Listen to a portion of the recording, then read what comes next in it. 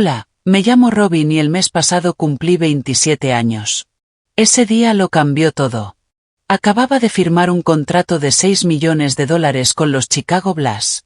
Estaba en la cima del mundo, lista para compartir mi éxito con mi familia a pesar de nuestra complicada relación.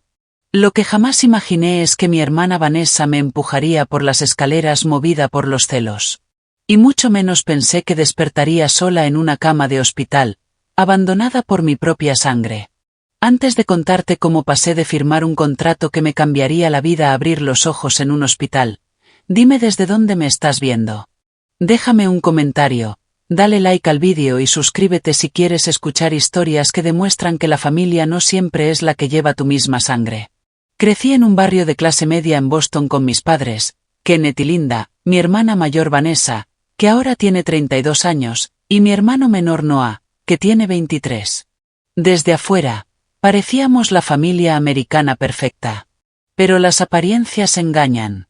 Desde que tengo memoria, siempre hubo una jerarquía silenciosa en nuestra casa. Vanessa era la hija dorada. Noah era el bebé de la familia. Y yo, estaba en medio, a menudo olvidada o pasada por alto. Mis padres asistían a cada recital de piano y a cada exposición de arte de Vanessa, elogiando sus talentos mediocres como si estuviera destinada a la grandeza. Mientras tanto, mis partidos de baloncesto eran una molestia, algo a lo que acudían solo si no había nada mejor que hacer ese día. El baloncesto no es una carrera real para una mujer, solía decir mi padre con desdén cada vez que mencionaba mis sueños. Deberías concentrarte en algo práctico, como tu hermana. Vanessa sabía que tenía ese poder sobre mí, el apoyo incondicional de nuestros padres. Y lo usaba como un arma. Cuando éramos niñas, rompía sus propias cosas y me culpaba a mí, logrando que me castigaran. Con el tiempo, sus tácticas se volvieron más sofisticadas, más manipuladoras. Hacía comentarios maliciosos sobre mi aspecto cuando venían amigas a casa o olvidaba contarme los planes familiares. «Ah, ¿mamá no te dijo que cenaríamos en casa de la abuela esta noche?» Pensé que todos lo sabían, decía con falsa inocencia, sabiendo perfectamente que ella debía darme el mensaje. A los 16 años entendí que si quería algo en la vida tendría que ganármelo sola. Conseguí un empleo en el supermercado local, acomodando estantes después de la escuela y los fines de semana. Guardaba cada centavo, sabiendo que mis padres priorizarían el fondo universitario de Vanessa por encima del mío. Mientras ellos pagaban su costosa carrera de arte en Nueva York, yo tuve que postular a becas y trabajar en varios empleos para costearme la universidad estatal. El baloncesto era mi escape, mi pasión y, eventualmente, mi boleto de salida.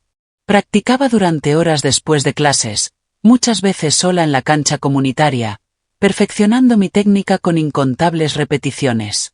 Cuando llovía, igual estaba ahí. El agua hacía que el balón resbalara y fuera más difícil de controlar, pero nunca me rendí. El sonido de la pelota golpeando el pavimento mojado, el chirrido de mis zapatillas en la cancha, el swish perfecto al encestar, todo eso se convirtió en la banda sonora de mi determinación. Fue durante una de esas prácticas solitarias bajo la lluvia cuando la entrenadora Sofía me vio por primera vez. Tenía 42 años. Un carácter de acero y esa actitud directa que imponía respeto. Llegó en su viejo sedán azul, bajó la ventana y me observó por 20 minutos antes de acercarse. «Tienes un talento natural», me dijo. No sonó como un cumplido, sino como una afirmación. Pero el talento sin disciplina no sirve. Si estás dispuesta a trabajar más duro que nunca en tu vida, puedo ayudarte a convertir esa habilidad en algo especial. Sofía se convirtió en mucho más que mi entrenadora. Fue la figura materna que siempre había anhelado. Me exigió hasta el límite, creyó en mí cuando yo misma no lo hacía y jamás trató mis sueños como algo imposible. Bajo su guía pasé de ser una jugadora talentosa pero dispersa a convertirme en una atleta disciplinada con verdadero potencial.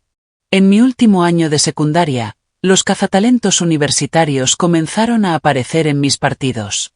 Recibí varias ofertas de becas y acepté la de una universidad de División 1 con un sólido programa de baloncesto femenino.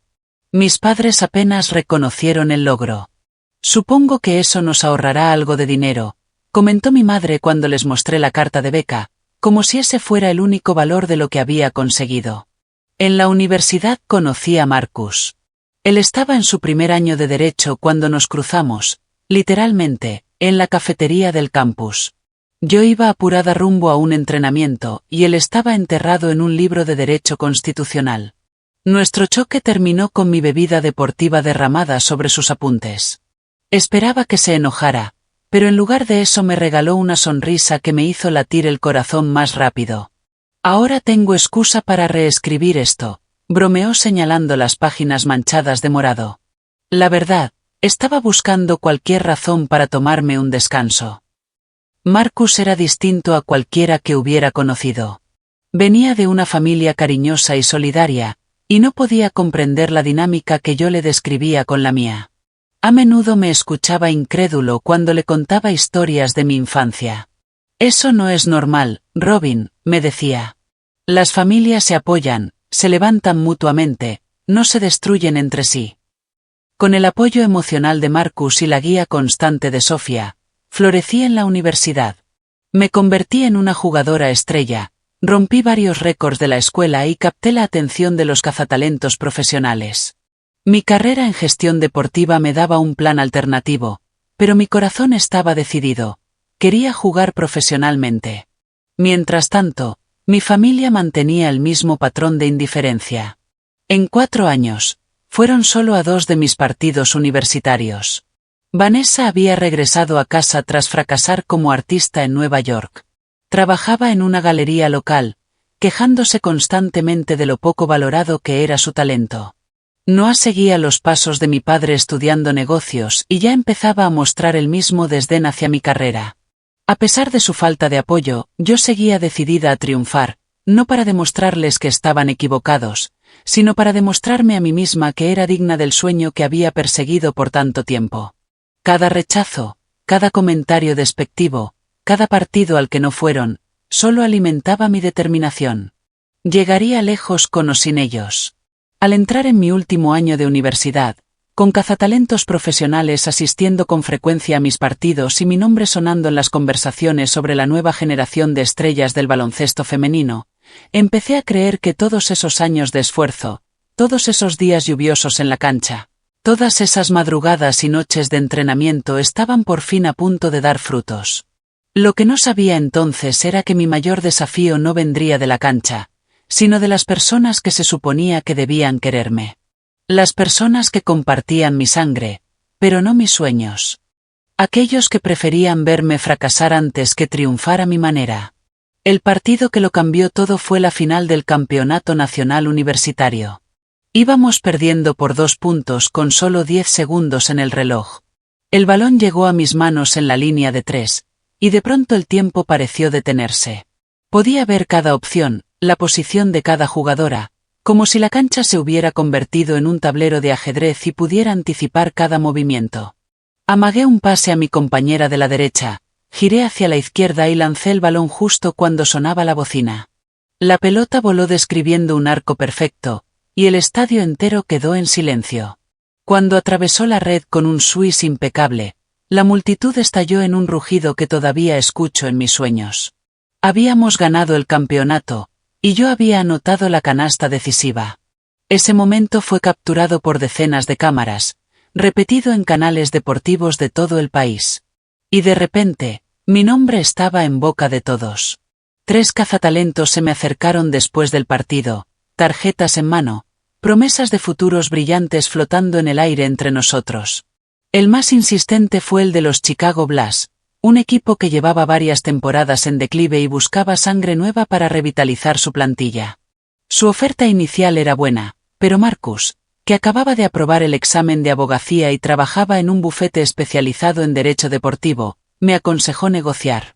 «Te quieren más de lo que muestran», me dijo revisando cada cláusula del contrato.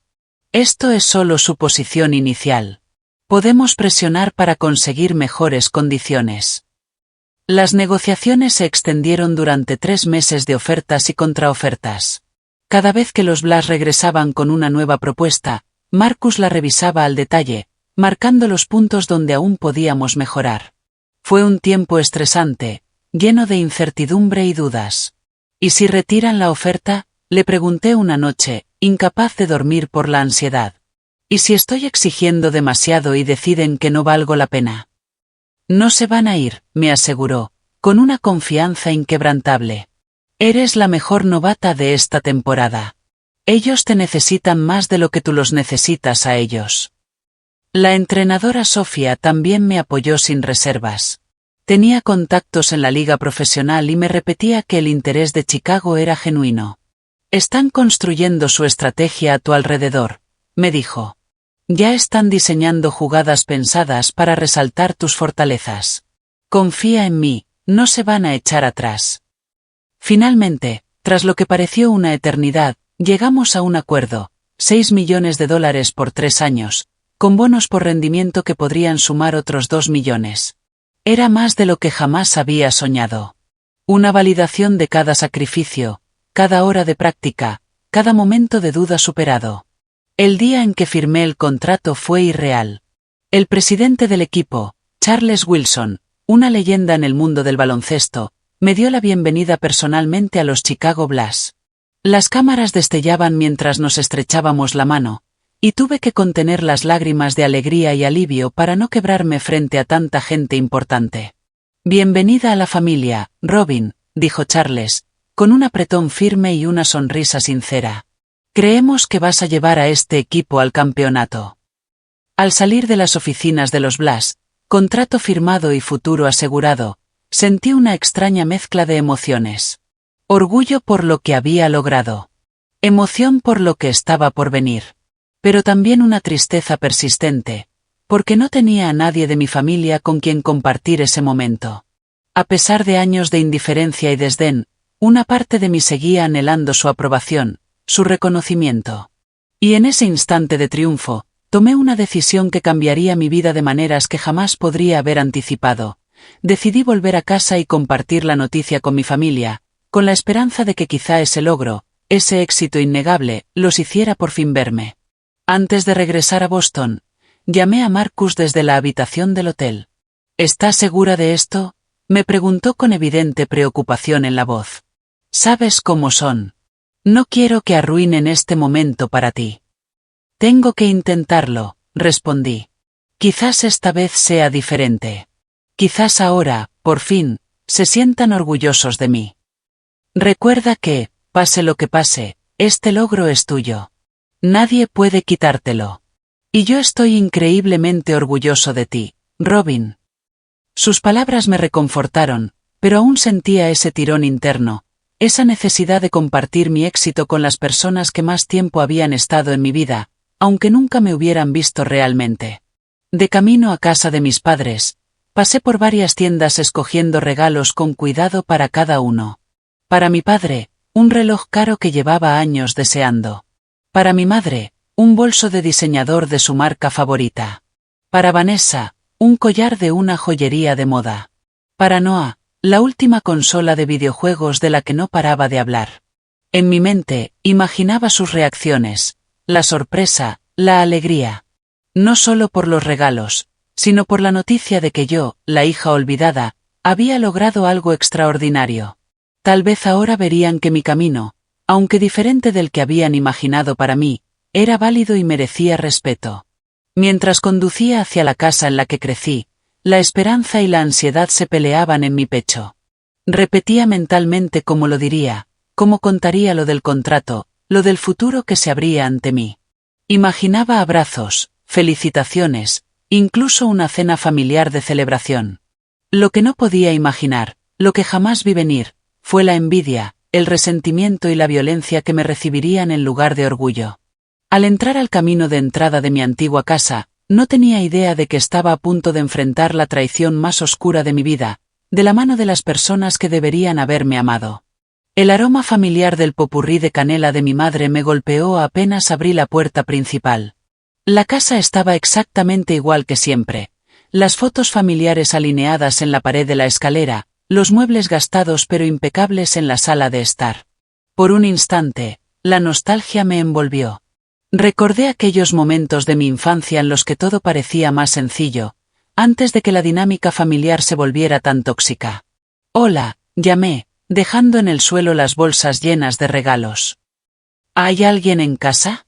De la cocina apareció mi madre, secándose las manos con un paño.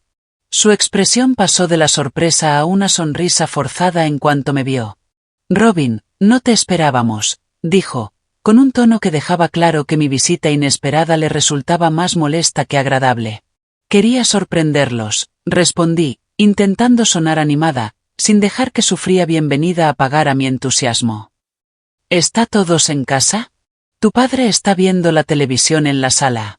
Vanessa y Noah deberían llegar en cualquier momento. Sus ojos se posaron en las bolsas que había dejado en el suelo. ¿Y todo eso? Solo son unos regalos, contesté, tratando de sonreír. Tengo buenas noticias y quería compartirlas con ustedes.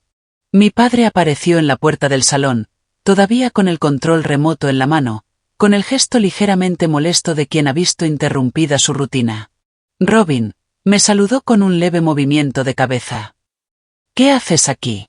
Antes de que pudiera contestar, la puerta principal se abrió de golpe. Era Vanessa, seguida de cerca por Noah. Los ojos de mi hermana se entrecerraron al verme, mientras que mi hermano al menos me regaló una sonrisa tímida. Vaya, una reunión familiar, dijo Vanessa con sarcasmo, dejando las llaves sobre la mesa de la entrada. ¿Y cuál es la ocasión? Tengo algo que contarles, dije, con el corazón latiendo desbocado entre la emoción y la aprensión. ¿Podemos sentarnos un momento? Nos reunimos en la sala, envueltos en un silencio incómodo. Respiré hondo y solté la noticia. Acabo de firmar un contrato con los Chicago Bulls. 3 años, $6 millones, más bonos por rendimiento. El silencio que siguió fue ensordecedor. Las cejas de mi padre se alzaron apenas, la primera señal de sorpresa genuina que veía en él en años. La boca de mi madre se abrió y cerró, como si buscara palabras que no encontraba. No aparecía realmente impresionado, pero el rostro de Vanessa se endureció, y sus nudillos se pusieron blancos al apretar con fuerza su bolso.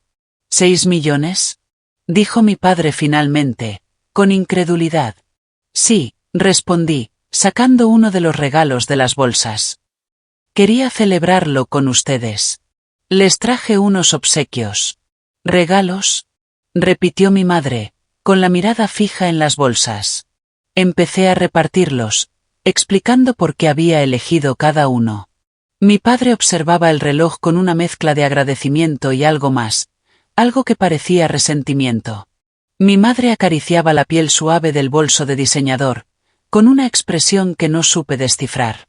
Noah, en cambio, estaba genuinamente feliz con la consola de videojuegos, la encendió enseguida para ver sus funciones.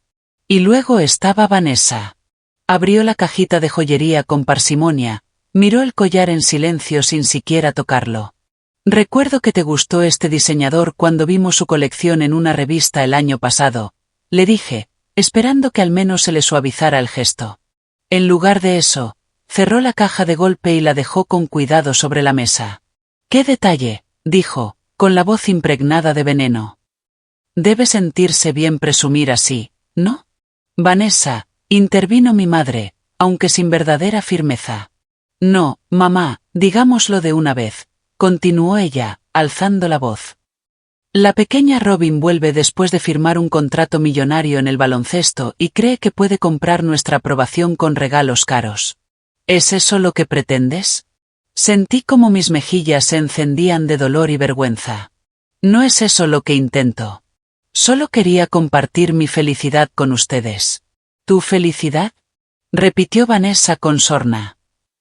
Porque siempre se trata de ti, ¿no es cierto? Incluso cuando no estás, todo es Robin esto, Robin aquello, de tu preciosa entrenadora y tu novio perfecto. ¿Y yo qué? Pobre de mí, atrapada en un trabajo sin futuro en una galería, mientras mi hermana se convierte en una estrella. Nadie habla de mí, Robin. Tu éxito es lo único que importa. Hasta la señora Jenkins, la vecina, me pregunta qué tan orgullosa debo estar de tener una hermana tan exitosa. Y cuando la gente entra a la galería y descubre que soy solo la dependienta, me miran con lástima. El ambiente se volvió tenso, cargado. Para mi sorpresa, En lugar de calmar la situación, mis padres empezaron a ponerse de su lado. Siempre has tenido esa manera de hacer que todo gire en torno a ti, Robin, dijo mi padre, dejando el reloj sobre la mesa junto al collar que Vanessa había rechazado. Vienes aquí a presumir de tu éxito, como si debiéramos agradecerte por tus limosnas. ¿Limosnas? Repetí, sin dar crédito a lo que escuchaba. Son regalos. Pensé que se alegrarían por mí. Que estarían orgullosos de que, después de tanto, lo logré. ¿Orgullosos de qué? De que hayas desperdiciado años en una carrera que se terminará en cuanto te lesiones. Intervino mi madre con frialdad. Felices de que persigas un sueño irreal, mientras tu hermana intenta construir algo estable y significativo. No podía creer lo que escuchaba. ¿En qué universo Vanessa, que había abandonado la escuela de arte y trabajaba a medio tiempo en una galería, era la responsable, y yo, con un título, un contrato profesional y estabilidad económica, seguía siendo la decepción de la familia? También quería decirles que estoy planeando comprar una casa nueva, dije, intentando llevar la conversación a un terreno más positivo. Una lo suficientemente grande para que todos ustedes puedan visitarme o incluso mudarse cerca de Chicago. Eso fue un error. El rostro de Vanessa se deformó de rabia. Ahora nos ofreces una casa como si fuéramos tu obra de caridad, como si tuviéramos que agradecerte por tu dinero. No es lo que quise decir, protesté, sintiendo como la situación se me escapaba de las manos. Solo pensé que sería lindo tener un lugar donde pudiéramos estar todos juntos. No necesitamos tu dinero ni tu lástima, soltó mi padre con frialdad. Algunos todavía tenemos dignidad. Que insinuara que yo carecía de dignidad por haber trabajado duro y perseguido mis sueños fue como recibir una bofetada. Me puse de pie conteniendo las lágrimas. No vine a pelear, dije con la voz tensa. Vine a compartir algo importante con las personas que creí que se alegrarían por mí. Está claro que me equivoqué. Me dirigí hacia la escalera, con la intención de subir a mi antigua habitación para serenarme antes de irme. Vanessa me siguió, con el rostro encendido de ira. Siempre haces lo mismo, escupió, elevando el tono hasta casi gritar. Te haces la víctima cuando las cosas no salen como quieres. Pobre Robin, incomprendida, nada valorada. No estoy actuando, respondí, con la mano aferrada a la barandilla. Solo necesito un minuto a solas. ¿Sola? ¿Quieres estar sola? Perfecto. Gritó Vanessa. Y antes de que pudiera reaccionar, colocó ambas manos sobre mis hombros y me empujó hacia atrás con toda su fuerza. El tiempo se volvió viscoso mientras perdía el equilibrio. Aún recuerdo la mirada de odio puro en su cara, el jadeo de Noah, ese instante terrible de ingravidez antes de empezar a caer. Mi cabeza golpeó el borde de un peldaño con un crujido nauseabundo y una explosión de dolor me atravesó el cráneo. Fui rodando por los escalones restantes. Cada impacto me sacudía los huesos hasta que quedé tendida al pie de la escalera. Todo se oscureció a mi alrededor. Lo último que oí antes de perder el conocimiento fue la voz de mi madre, fría y lejana. Se lo merecía. 3 palabras que cambiarían para siempre la forma en que veía a mi familia. 3 palabras que confirmaban lo que siempre había sospechado y nunca quise creer. No solo habían fallado en quererme, en realidad deseaban mi desgracia. El pitido constante de un monitor cardíaco fue lo primero que logró atravesar la oscuridad, tirando de mí hacia la superficie, un pulso electrónico tras otro. Mis párpados pesaban como si estuvieran pegados. Cuando por fin conseguí abrirlos, la luz blanca y dura de los fluorescentes me atravesó el cráneo como cuchillas. Está despertando, dijo una voz de mujer a mi derecha. Ve a buscar al doctor Alexander. Intenté girar la cabeza hacia la voz, pero un collarín cervical me mantenía inmóvil. El pánico empezó a subir por el pecho al darme cuenta de que no podía moverme bien. Procura no moverte, dijo la mujer entrando en mi campo de visión.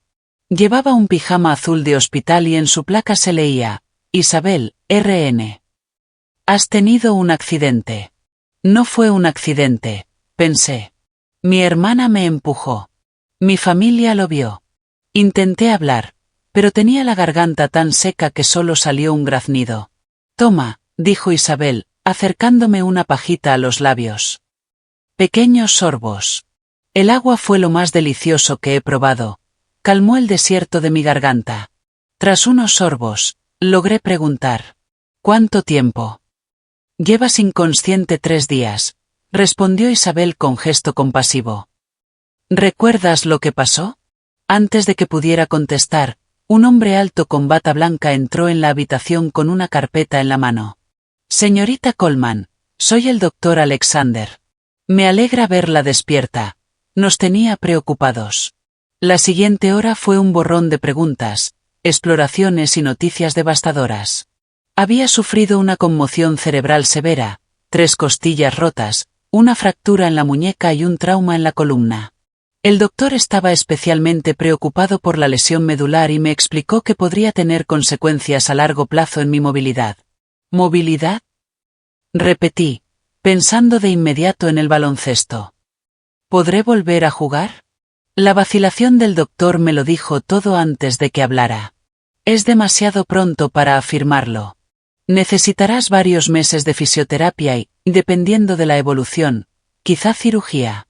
El deporte profesional puede quedar fuera de tu alcance durante un tiempo. Tal vez de forma permanente. Las palabras me golpearon como otra caída por las escaleras. Mi contrato, mi futuro, todo por lo que había luchado pendía de un hilo. Cerré los ojos, conteniendo las lágrimas. Necesito llamar a mi novio, dije. Y a mi entrenadora. Tienen que saber lo que ocurrió. Por supuesto, asintió el doctor. La enfermera Isabel te traerá un teléfono. Pero antes, ¿quieres que contactemos a tu familia? Nadie ha venido a verte aún, aunque podemos localizarlo si nos da su contacto. Sus palabras me helaron. Nadie había estado allí. Ni mis padres, ni mis hermanos. A nadie de mi familia le había importado si estaba viva o muerta después de que me empujaran por las escaleras de su propia casa. Ellos saben lo que pasó, susurré. Estaban allí. El doctor Alexander e Isabel intercambiaron una mirada rápida. Pude ver en sus ojos las preguntas que no se atrevían a formular. Antes de que insistieran, pedí quedarme sola, diciendo que necesitaba descansar. En realidad, necesitaba espacio para procesar esta nueva traición, la confirmación de que su indiferencia había cruzado la línea hacia la crueldad activa. Esa misma tarde, Isabel regresó para controlarme las constantes. Mientras ajustaba el suero, dudó y luego habló en voz baja. No debería decirte esto, pero creo que debes saberlo. Tu familia vino una vez, la primera noche que te ingresaron. No pidieron verte. Solo querían tus cosas, el teléfono, la cartera, las llaves. La política del hospital nos obliga a entregarlas a familiares. Lo siento. La revelación fue un cuchillo girando en mis entrañas. No habían venido a saber cómo estaba, ni a pedir perdón, ni a sostenerme la mano. Solo habían venido a llevarse mis pertenencias, como buitres sobre un cadáver.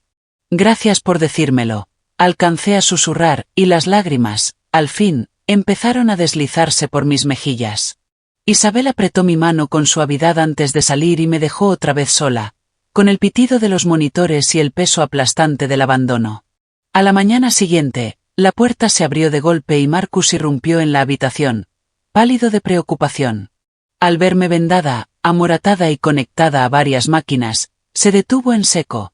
Su expresión pasó de la inquietud al horror. «Robin», exhaló, cruzando la habitación en 3 zancadas y tomando con cuidado mi mano ilesa. «Dios mío, ¿qué te ha pasado? Llevo días intentando llamarte». El dique se quebró y todo salió en un torrente de palabras, sollozos y rabia. Le conté que había ido a casa, los regalos, los celos de Vanessa y la traición de mis padres. Le hablé de la caída, de despertar sola, de enterarme de que mi familia solo había venido para llevarse mis cosas. Marcus escuchó en silencio atónito. Su mano apretaba la mía con más fuerza a cada detalle. Cuando terminé, temblaba de ira. Me puse de pie, conteniendo las lágrimas que amenazaban con desbordarse. No vine aquí a pelear, dije con la voz quebrada. Vine a compartir algo importante con las personas que pensé que se alegrarían por mí. Está claro que me equivoqué. Me giré hacia la escalera, con la intención de subir a mi antigua habitación para calmarme antes de marcharme. Pero Vanessa vino tras de mí, con el rostro encendido de furia. Siempre haces lo mismo, escupió, alzando cada vez más la voz. Te haces la víctima cuando las cosas no salen como quieres. La pobre Robin, tan incomprendida, tan poco valorada. No estoy actuando, respondí, apoyando la mano en la barandilla. Solo necesito un minuto a solas. ¿Sola? ¿Quieres estar sola? Perfecto. Chilló Vanessa. Antes de que pudiera reaccionar, me empujó con ambas manos en los hombros, descargando toda su fuerza contra mí. El tiempo se ralentizó mientras perdía el equilibrio. Aún recuerdo el odio puro en su mirada, el grito ahogado de Noah y ese instante de ingravidez antes de empezar a caer. Mi cabeza chocó contra el borde de un escalón con un crujido espantoso y un dolor insoportable me atravesó el cráneo. Rodé por los peldaños, mi cuerpo golpeando contra cada uno con una violencia desgarradora, hasta que quedé tendida al final de la escalera. La oscuridad me envolvió. Lo último que escuché antes de perder la conciencia fue la voz de mi madre, fría y distante. Se lo merecía. 3 palabras. 3 malditas palabras que cambiarían para siempre la forma en que veía a mi familia. 3 palabras que confirmaban lo que siempre había sospechado pero nunca quise aceptar. No solo me habían dejado de querer, sino que en el fondo deseaban hacerme daño. El pitido constante de un monitor cardíaco fue lo primero que atravesó la negrura, arrastrándome lentamente hacia la superficie, un pulso electrónico tras otro. Mis párpados parecían de plomo, como si alguien los hubiera sellado con pegamento. Cuando por fin logré abrirlos, la luz blanca y punzante de los fluorescentes me atravesó la cabeza como agujas. Está despertando, dijo una voz femenina a mi derecha. Ve a buscar al doctor Alexander. Intenté girar la cabeza hacia donde provenía la voz, pero un collarín rígido me lo impidió. El pánico se apoderó de mí al darme cuenta de que apenas podía moverme. Tranquila, no intentes moverte, dijo la mujer, entrando en mi campo de visión. Llevaba puesto un uniforme azul y una placa con su nombre, Isabel, RN. Has tenido un accidente. No fue un accidente, grité por dentro. Mi hermana me empujó. Mi familia lo vio. Quise decirlo, pero la garganta me ardía como arena seca y apenas conseguí emitir un ronco gemido. Toma, dijo Isabel, acercándome una pajita a los labios. Bebe a sorbos pequeños.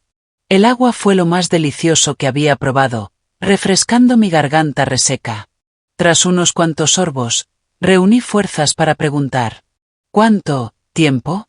Has estado inconsciente 3 días, respondió Isabel con mirada compasiva. ¿Recuerdas lo que pasó? Antes de que pudiera contestar, un hombre alto, de bata blanca y portando una carpeta en la mano, entró en la habitación. Señorita Coleman, soy el doctor Alexander. Me alegra verla despierta. Nos tenía realmente preocupados. La siguiente hora fue un torbellino de preguntas, exámenes médicos e información devastadora. Tenía una fuerte conmoción cerebral, 3 costillas rotas, una fractura en la muñeca y una lesión en la columna. El doctor estaba especialmente preocupado por esa última, advirtiendo que podría traer consecuencias a largo plazo para mi movilidad. ¿Movilidad? Repetí, con la mente yendo de inmediato al baloncesto. ¿Podré volver a jugar? La pausa del doctor me lo dijo todo antes de que abriera la boca. Es demasiado pronto para dar una respuesta definitiva. Necesitarás varios meses de fisioterapia, quizá una cirugía, dependiendo de cómo evoluciones. El deporte profesional podría quedar fuera de tu alcance durante un tiempo. Tal vez para siempre. Sus palabras me golpearon como otra caída por las escaleras. Mi contrato, mi futuro, todo por lo que había luchado, pendía ahora de un hilo frágil. Cerré los ojos, luchando contra las lágrimas. Necesito llamar a mi novio, susurré. Y a mi entrenadora. Deben saber lo que pasó. Por supuesto, asintió el doctor. La enfermera Isabel te traerá un teléfono.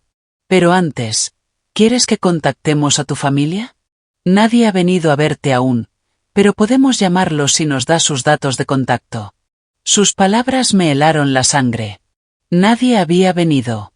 Ni mis padres, ni mis hermanos. A ninguno le importó si estaba viva o muerta, después de que me empujaran por las escaleras de su propia casa. Ellos saben lo que pasó, murmuré, apenas audible. Ellos estaban allí. El doctor Alexander e Isabel se miraron un instante, con preguntas en los ojos que no se atrevieron a formular. Antes de que pudieran insistir, pedí que me dejaran sola, alegando que necesitaba descansar. En realidad, necesitaba tiempo para digerir esa nueva traición, esa confirmación de que la indiferencia de mi familia había cruzado la frontera hacia la crueldad. Más tarde esa misma tarde, la enfermera Isabel regresó para revisar mis signos vitales. Mientras ajustaba el suero, vaciló un momento y luego habló en voz baja. No debería decirte esto, pero creo que tienes derecho a saberlo. Tu familia vino la primera noche que te trajeron, pero no pidieron verte. Solo vinieron a llevarse tus cosas, tu teléfono, tu cartera, tus llaves.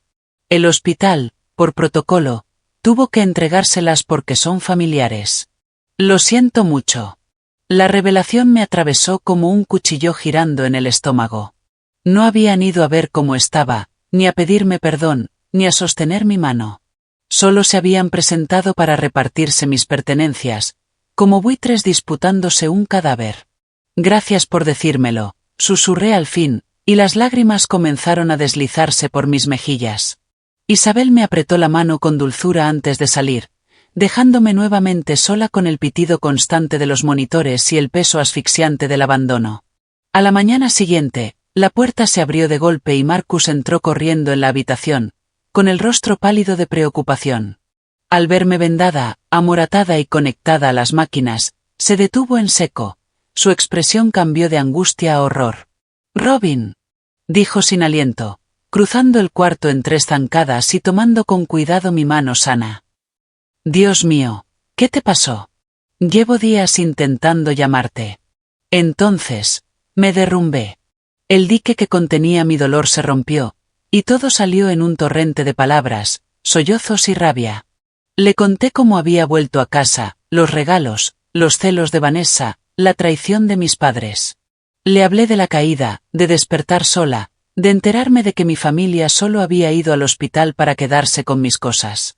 Marcus me escuchaba en silencio, cada detalle endurecía más sus rasgos, y su mano se aferraba con fuerza a la mía.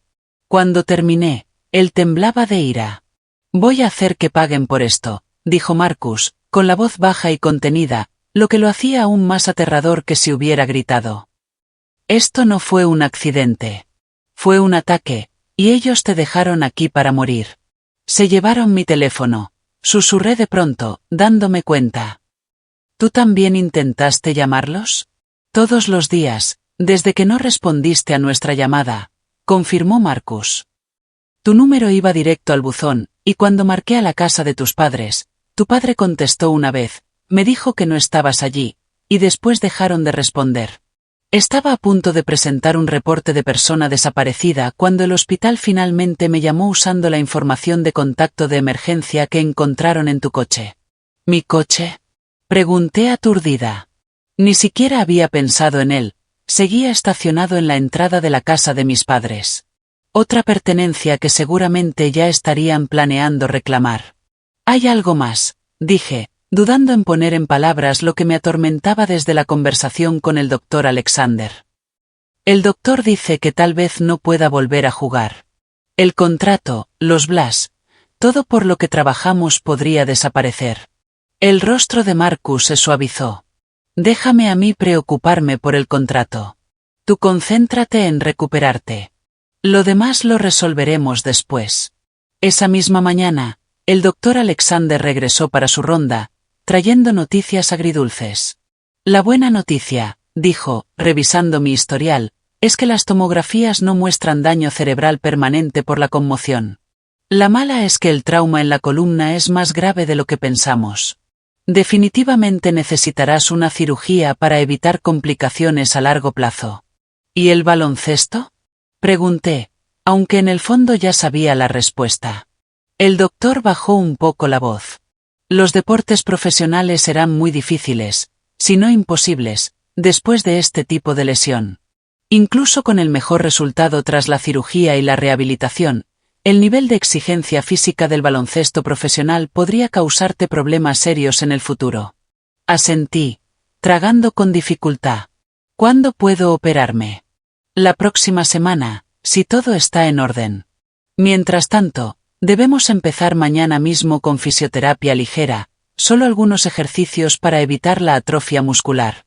Cuando el doctor se fue, me giré hacia Marcus, con lágrimas en los ojos pero la voz firme.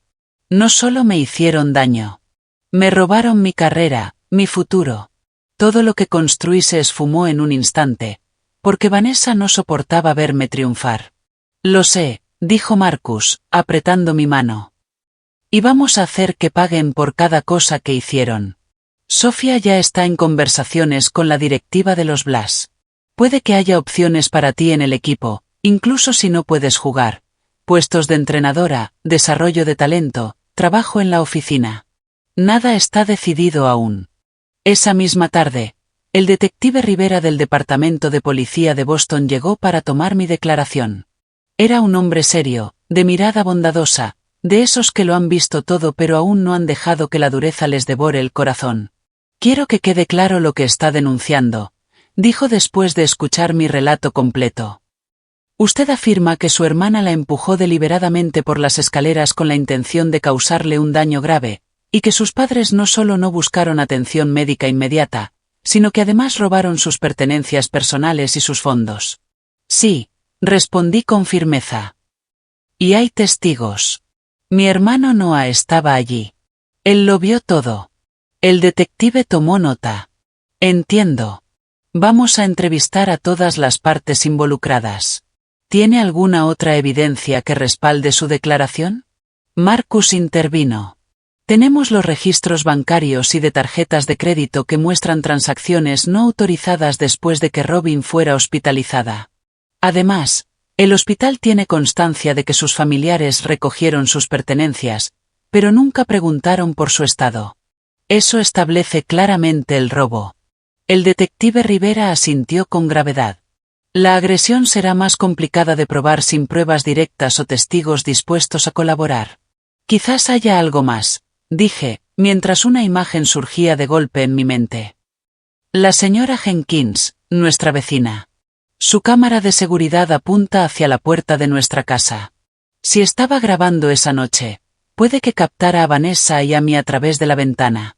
El rostro del detective se iluminó. Eso es muy útil. Lo investigaremos de inmediato. Cuando se marchó, Marcus hizo varias llamadas para dar seguimiento a la pista de la cámara. Para nuestra sorpresa y alivio, la señora Jenkins no solo tenía la grabación, sino que estaba ansiosa por ayudar. Siempre había sido amable conmigo, incluso iba a mis partidos en la preparatoria cuando mis propios padres ni se aparecían.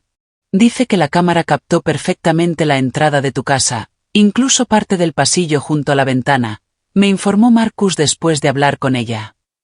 Ya le entregó el vídeo a la policía. Otra prueba inesperada salió a la luz cuando Marcus revisaba las pertenencias que la policía había recuperado.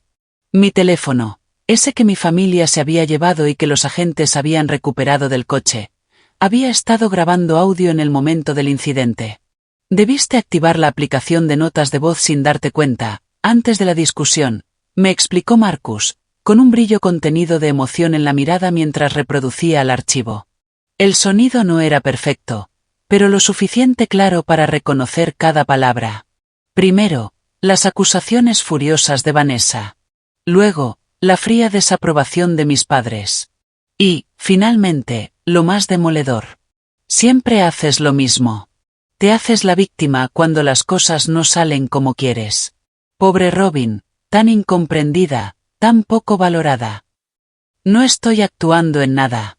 Solo necesito un minuto a solas, respondí a mi propia voz, tensa. ¿Sola? ¿Quieres estar sola? Perfecto.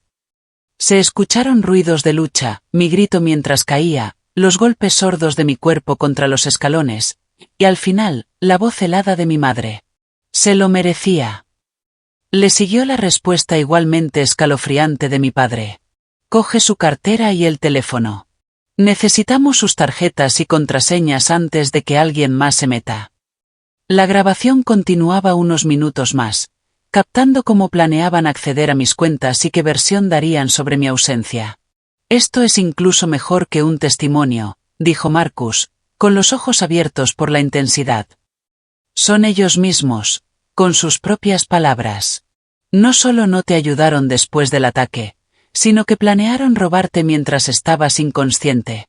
Con el audio y las grabaciones de la cámara de la señora Jenkins, el detective Rivera pudo actuar con rapidez. Se emitieron órdenes de arresto contra Vanessa por agresión agravada, y contra mis padres por robo, fraude y negligencia criminal. Mientras la maquinaria de la justicia comenzaba a moverse, yo me concentraba en sobrevivir al proceso de recuperación. Los días se volvían un borrón de analgésicos, sesiones dolorosas de fisioterapia y preparativos para la cirugía.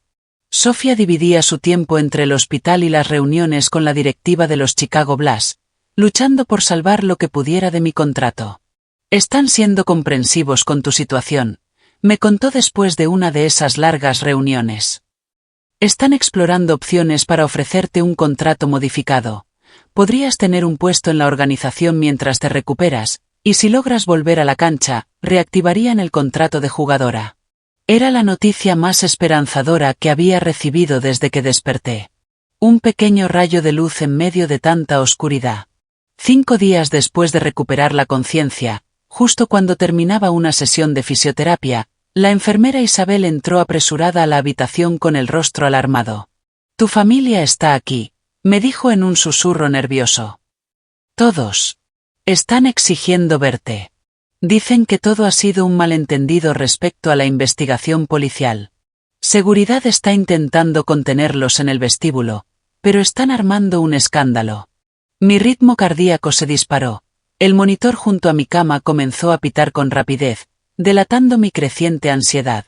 Marcus, que estaba sentado en la esquina revisando unos documentos legales, se puso de pie de inmediato, con el celular ya en la mano. No tienen ningún derecho a estar aquí, dijo con firmeza. Voy a encargarme de esto ahora mismo. Voy a llamar al detective Rivera. No dejes que se acerquen a esta habitación, ordenó Marcus con voz baja, firme, tan contenida que resultaba aún más aterradora que un grito. Pero mientras hablaba, las voces se escucharon desde el pasillo, creciendo en volumen a medida que se acercaban. El tono autoritario de mi padre, la indignación chillona de mi madre, los reproches furiosos de Vanessa. Es nuestra hija. Bramó mi padre. Tenemos todo el derecho a verla. Esto es un malentendido, añadió mi madre, con tono agudo y ofendido. Robin está confundida por la medicación. Está mintiendo en todo. Yo no la empujé. Vociferó Vanessa. Las voces estaban ya frente a mi puerta, y yo me encogí contra las almohadas, sintiendo como el miedo me recorría como una corriente eléctrica. Esas personas, esos extraños que compartían mi sangre, ya me habían demostrado lo poco que valía mi vida para ellos. ¿Qué harían si lograban entrar? Justo cuando la manija de la puerta empezó a moverse, otra voz se unió al estruendo del pasillo. Era serena, pero cargada de una autoridad inconfundible. Kenneth Coleman, Linda Coleman, Vanessa Coleman. Soy el detective Rivera, de la policía de Boston. Tengo entendido que ya están al tanto de la orden de alejamiento que les prohíbe acercarse a Robin Coleman. Les voy a pedir que se aparten de esa puerta inmediatamente. El silencio que siguió fue absoluto, como un vacío en el aire. Luego llegaron protestas ahogadas, rápidamente cortadas por la respuesta tajante del detective. Pueden irse por su propio pie, o pueden salir esposados por violar una orden judicial. Ustedes deciden, tienen 10 segundos. Escuché murmullos airados, pasos que se alejaban y, finalmente, un golpe suave en mi puerta. Señorita Coleman, soy el detective Rivera. Su familia está siendo escoltada fuera del hospital. ¿Me permite pasar? Asentí con un leve movimiento. Él entró, acompañado de un oficial uniformado que se quedó en la entrada. El rostro del detective reflejaba una mezcla de preocupación profesional y sincera compasión.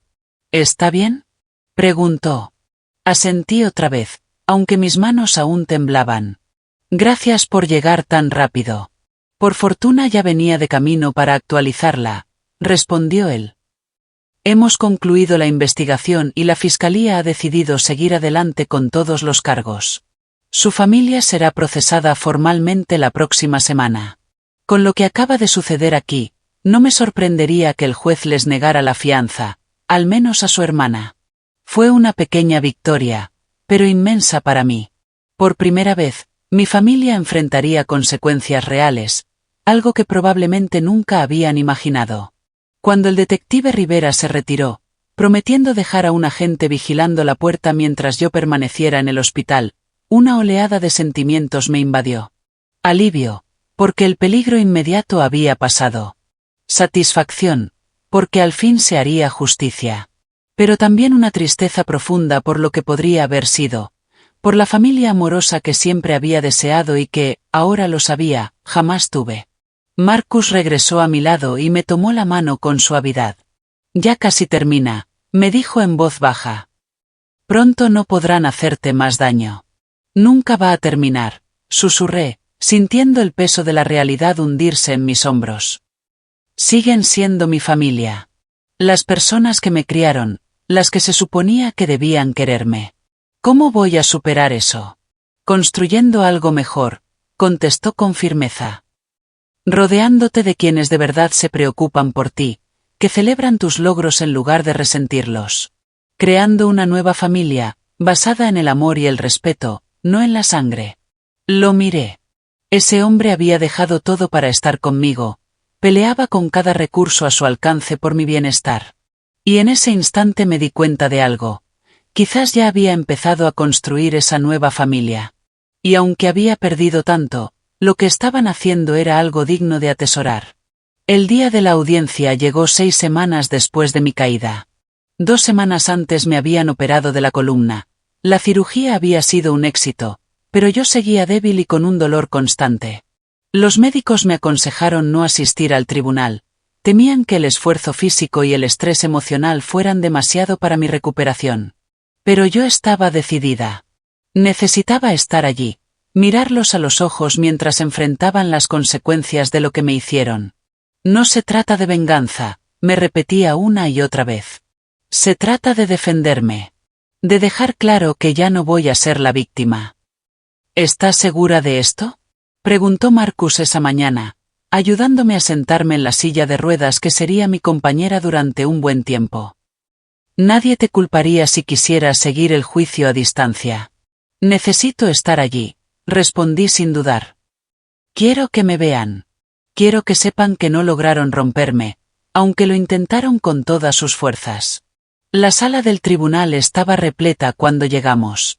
La noticia del caso se había filtrado a la prensa. Una atleta profesional traicionada por su propia familia, demasiado escandaloso como para pasar desapercibido. Los flashes de las cámaras iluminaban el pasillo mientras Marcus me empujaba en la silla hasta nuestro lugar, junto a la fiscal adjunta, Gillian Carter. ¿Estás lista para esto? Me preguntó ella en voz baja, con un gesto que combinaba empatía y profesionalismo. Ellos estarán aquí, y sus abogados probablemente intenten pintarte como la agresora o insinuar que todo fue un accidente que ahora intentas aprovechar para obtener dinero. Estoy lista, aseguré, aunque el corazón me golpeaba en el pecho. Tenemos las pruebas. La verdad está de nuestro lado. La puerta lateral se abrió y 3 figuras entraron escoltadas por los oficiales de la corte. Mis padres y Vanessa, vestidos con ropa conservadora que no alcanzaba a ocultar la rabia y el rencor en sus rostros.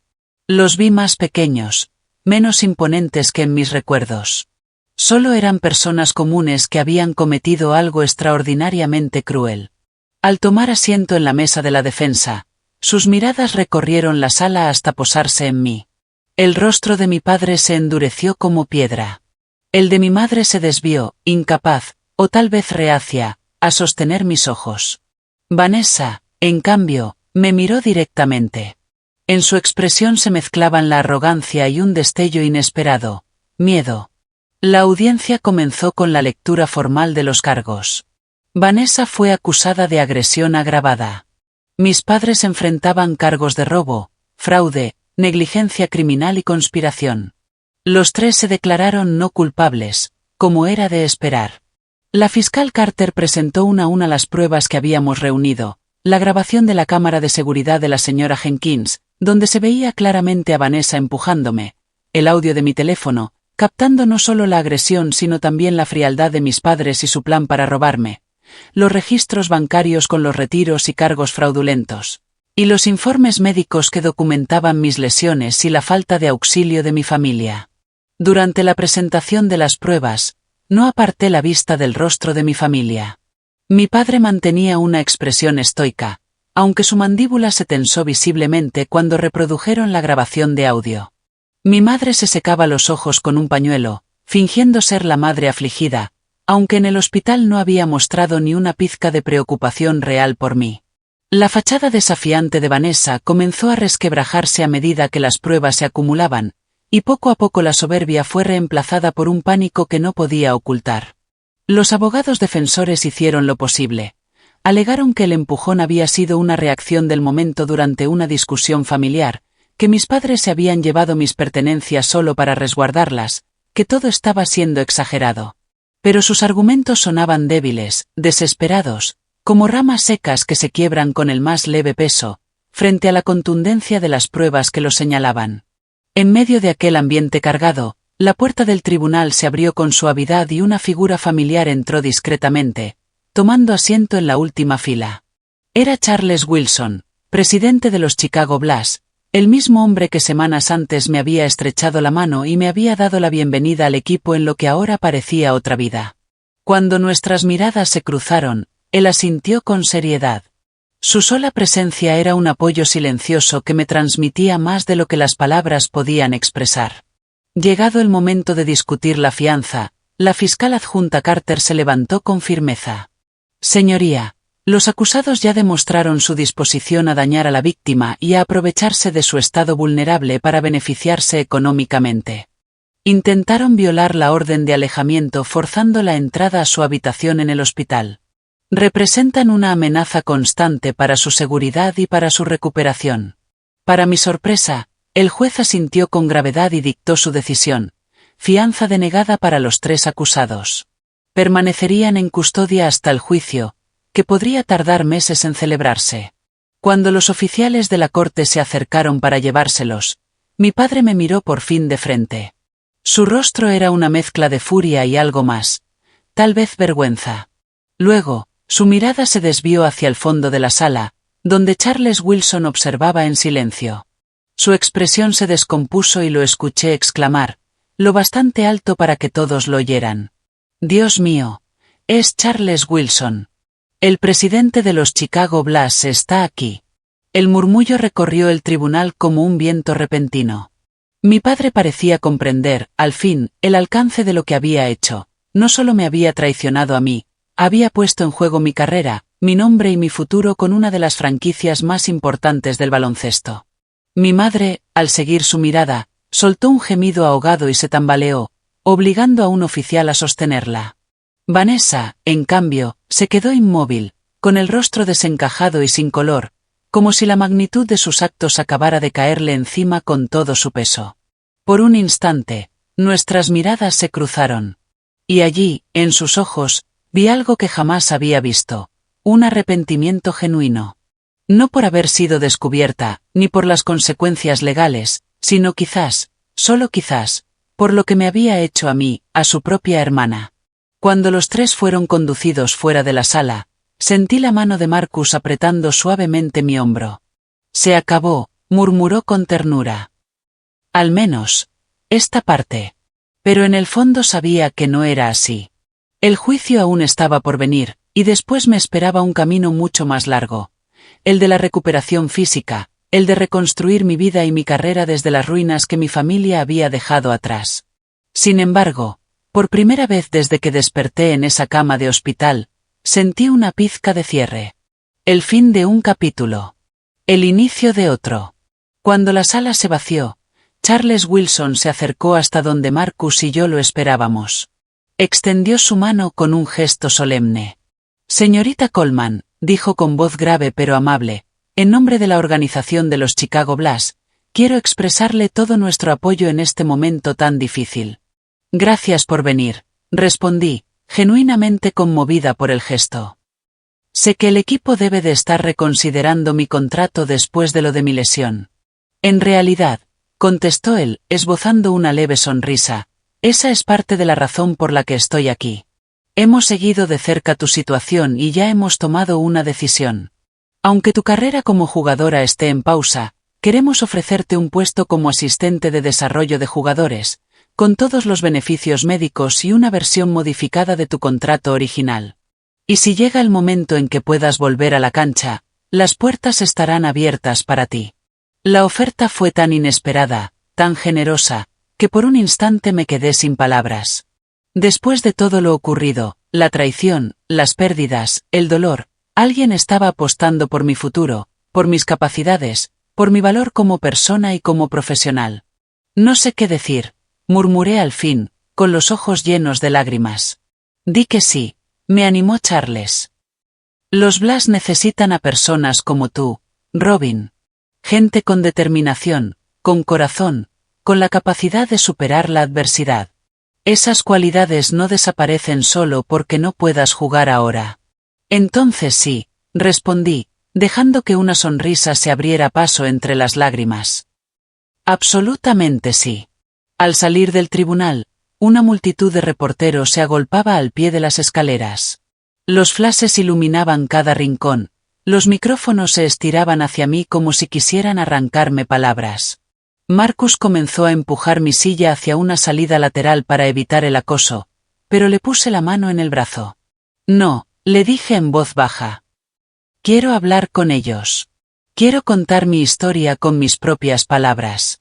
Él dudó un instante, luego asintió, entendiendo que ese momento no se trataba de la prensa, sino de mi proceso de sanación. Era mi manera de recuperar la voz, de apropiarme de mi narrativa, de arrebatarles a mis padres la última palabra. Cuando nos acercamos a los periodistas, enderecé la espalda tanto como mi columna en recuperación me lo permitía, levanté la barbilla y me preparé para enfrentar al mundo en mis propios términos. Ya no me definía la familia que me traicionó, sino la fuerza que había encontrado en medio de la traición. 18 meses pueden cambiarlo todo. Eso era lo único que pensaba cuando volví a pisar la cancha por primera vez desde la caída. No como jugadora, todavía no, sino como Robin Coleman, entrenadora asistente de desarrollo de jugadores de los Chicago Blas. El camino hasta ese momento había sido el más largo y doloroso de mi vida. 3 cirugías en la columna. Incontables horas de fisioterapia. Días en que el dolor era tan insoportable que apenas podía moverme. Noches en que las pesadillas del golpe, de la traición y del abandono me despertaban entre gritos y sudor frío. Pero también hubo avances. Pasar de la silla de ruedas al andador.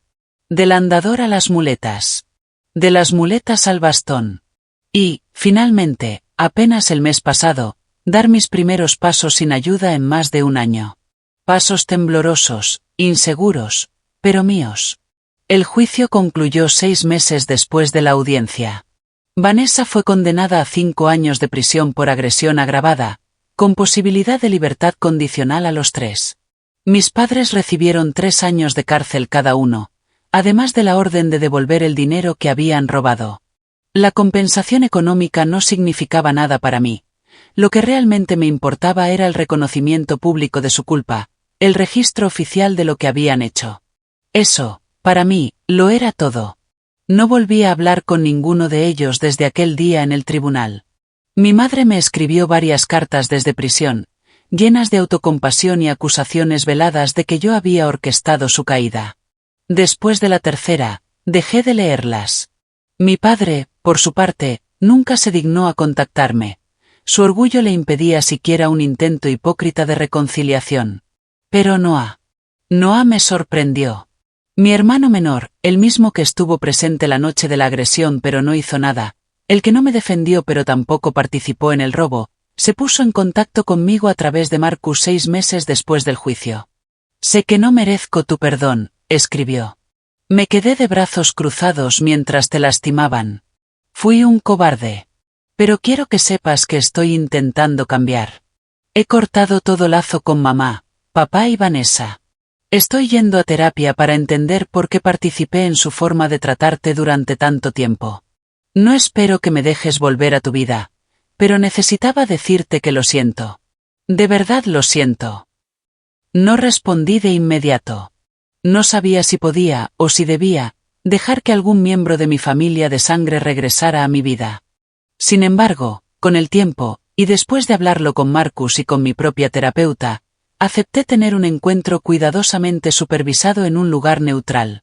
Noah llegó nervioso, jugando con su taza de café, incapaz de sostenerme la mirada al principio. Parecía mayor, más cansado de lo que debería a sus 24 años. No sé ni cómo empezar a pedirte perdón, dijo en un hilo de voz. Entonces no empieces, le respondí, sin dureza. Solo dime por qué. ¿Por qué me odiaban tanto? ¿Por qué seguiste su juego? La conversación que siguió fue dolorosa, pero necesaria. Noah explicó cómo nuestros padres siempre habían favorecido a Vanessa, cómo su necesidad constante de atención y validación moldeó la dinámica de la familia desde el principio. Me confesó que, siendo el menor, aprendió rápido que ponerse de su lado era la manera más fácil de evitar problemas. Nunca se trató de ti, me aseguró. En realidad, siempre se trató de ellos, de sus inseguridades, de su visión torcida del mundo. Vanessa no soportaba que tú fueras realmente talentosa, que triunfaras por méritos propios, cuando a ella le habían dicho toda la vida que era especial, pero nunca lo demostró. Y papá y mamá no podían tolerar que triunfaras sin su ayuda, que no los necesitaras como ella sí los necesitaba. No lo perdoné ese día. Ni el siguiente, ni el otro. Pronto comprendí que el perdón no es un interruptor que se enciende y apaga, sino un proceso lento, que requiere tiempo, voluntad y esfuerzo de ambas partes. Pero lo dejé volver a mi vida, poco a poco, con cautela. Con el tiempo, empezamos a construir algo nuevo, frágil, pero con la posibilidad de ser real. Marcus fue mi roca en todo el camino. Se mudó conmigo a Chicago cuando acepté el puesto de entrenadora, abriendo una nueva oficina de su bufete en la ciudad. Nuestra relación se fortaleció en medio de la tormenta, forjada en el fuego de la lucha y el dolor compartido. Hace 6 meses me pidió matrimonio, y le dije que sí sin pensarlo 2 veces. Sofía también siguió a mi lado, ahora como mentora en mi nuevo rol de entrenadora, guiándome en la transición de jugadora a formadora. Fue ella quien me dijo, en medio de una de las sesiones de rehabilitación más duras, cuando apenas lograba repetir movimientos que antes me salían de manera natural. El cuerpo recuerda. Y el corazón también. Sigue siendo una atleta, Robin, aunque nunca vuelvas a pisar una cancha profesional. La organización de los Chicago Bulls cumplió su palabra. Mantuvieron su compromiso conmigo, incluso cuando los meses de recuperación se transformaron en 1 año y luego más. Charles Wilson se convirtió en una especie de figura paterna, pendiente de mis avances, mostrándome una preocupación sincera, no la cortesía fría de un directivo. Y así, llegué a este momento. Allí estaba, otra vez en la cancha. No como jugadora, todavía no, sino como entrenadora asistente de desarrollo de jugadores de los Chicago Bulls. Los novatos que me habían asignado calentaban en la duela, sin saber lo que significaba ese instante para mí. Para ellos, yo era simplemente Coach Coleman, la joven entrenadora de expresión seria y una leve cojera, que los observaba practicar y de vez en cuando corregía su postura o su estrategia. Una paz extraña me envolvió. No era el futuro que había soñado años atrás, cuando entrenaba sola bajo la lluvia, pero era un futuro al fin y al cabo. Un futuro con propósito y sentido, que yo misma había levantado de entre las cenizas de la traición. Ese camino me había dejado muchas lecciones, pero la más importante era esta: la familia no la define la sangre. La define el amor, el apoyo, las personas que se quedan a tu lado en los momentos más oscuros y creen en ti cuando ya no puedes creer en ti misma. Marcus, Sofía, Charles, mis compañeras de equipo que me visitaron en el hospital. Los fisioterapeutas que celebraron conmigo cada pequeño avance. Ellos eran mi verdadera familia. Coach Coleman, una de las novatas, se me acercó con el balón en las manos, sacándome de mis pensamientos. ¿Podría mostrarme otra vez ese movimiento? Ese en el que cambias el peso para crear espacio antes de lanzar. Sonreí y tomé el balón. Mis movimientos eran más lentos que antes, más medidos, pero la memoria muscular seguía ahí. El ritmo del juego volvía a recorrerme las venas. Así, le mostré, sintiendo la vieja energía del baloncesto despertar en mí. Todo está en el tiempo y en la confianza. Creer en ti misma, incluso cuando nadie más lo hace. La joven asintió, concentrada, intentando imitarme. Yo la observé, corrigiendo con paciencia, animándola, dándole justo lo que yo tantas veces necesité y nunca recibí de mi propia familia.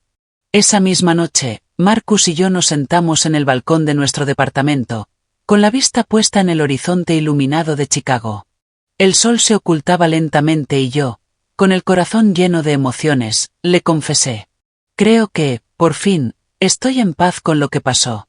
Miré las luces de la ciudad que ahora era mi hogar. No porque lo haya olvidado, ni porque ya no duela a veces, sino porque ahora puedo ver que todo eso me condujo hasta aquí, a esta vida, a estas personas, a ti. Él tomó mi mano, su expresión suavizada por la luz que se desvanecía en el horizonte. ¿Sabes qué es lo que más me impresiona de ti? Me dijo con voz serena. No es que hayas sobrevivido a lo que te hicieron. Es que te negaste a dejar que eso te definiera. Tomaste todo ese dolor y lo transformaste en algo hermoso. No lo hice sola, le recordé con una sonrisa cansada, pero sincera. Jamás habría podido hacerlo por mí misma.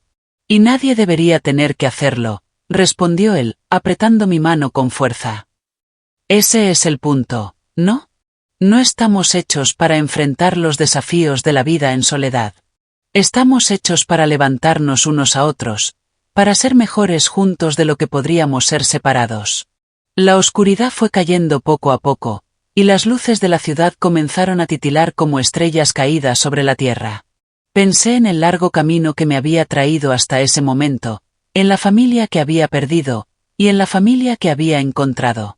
Pensé en las jóvenes jugadoras a las que ahora entrenaba, en la posibilidad de que algún día pudiera ayudar a otra chica a encontrar su propio camino, su fuerza, su voz. El dolor de la traición siempre sería parte de mi historia, una cicatriz que nunca desaparecería por completo. Pero ya no era toda mi historia, ya no era el capítulo que me definía. Ahora era solo una pieza de un relato más grande, uno que seguía escribiéndose de maneras que jamás habría imaginado. Y en ese momento, mientras observaba cómo la noche se posaba sobre Chicago y sentía la mano de Marcus entrelazada con la mía, comprendí algo con absoluta claridad. No solo había sobrevivido a la traición de mi familia. La había trascendido. ¿Y tú? ¿Alguna vez has tenido que reconstruir tu vida después de que alguien en quien confiabas te traicionara? ¿De dónde sacaste la fuerza para seguir adelante? Cuéntame tu historia en los comentarios. Y si esta experiencia de superar la traición familiar resonó contigo, no olvides darle like, suscribirte y compartir este vídeo con alguien que necesite escuchar que la verdadera familia no siempre es la de sangre, sino aquella que se queda a tu lado cuando más lo necesitas.